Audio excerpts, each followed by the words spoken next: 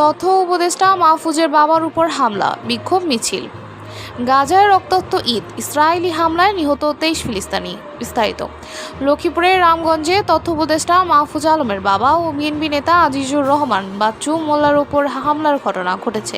তিনি হাতে আঘাত পেয়ে হাসপাতালে চিকিৎসা নিয়েছেন। রোববার সন্ধ্যায় উপজেলার ইসাপুর ইউনিয়নের নারায়ণপুর গ্রামে এ ঘটনা ঘটে।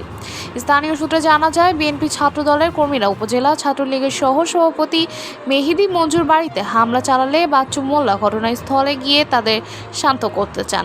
এ সময় এক পক্ষ ক্ষিপ্ত হয়ে তার উপর হামলা চালায়। এই ঘটনার প্রতিবাদে রাতেই বিক্ষোভ মিছিল করেছে বৈষম্য বিরোধী ছাত্র আন্দোলনের নেতাকর্মীরা। তারা হামলাকারীকে গ্রেপ্তারের দাবি জানান।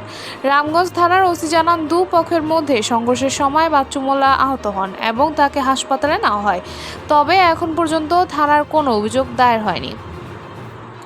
গাজায় রক্তাক্ত ঈদ, ইসরায়েলি হামলায় নিহত 23 ফিলিস্তিনি। বিস্তারিত।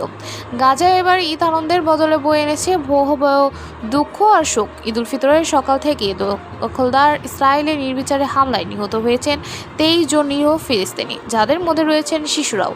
গাজার আকাশে ঈদের আনন্দ হারিয়ে গেছে বোমের শব্দে।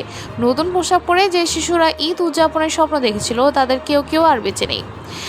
খাবার, জ্বালানি, বিদ্যুৎ সবকিছুর অভাবে ফিলিস্তিনিরা আজ মানবিক বিপর্যয়ের মুখে। তবুও কষ্ট আর যন্ত্রণার মাঝে তারা ঈদের নামাজ আদায় করছেন ধ্বংসস্তূপের উপর দাঁড়িয়ে। ইসরায়েলের অবরোধ ও বর্বর হামলার মধ্যেও বেঁচে থাকাটা তাদের জন্য এখন সবচেয়ে বড় ঈদ আনন্দ। এই ছিল সর্বশেষ আপডেট। নতুন নতুন আরও আপডেট পেতে আমাদের সঙ্গেই থাকুন। ধন্যবাদ।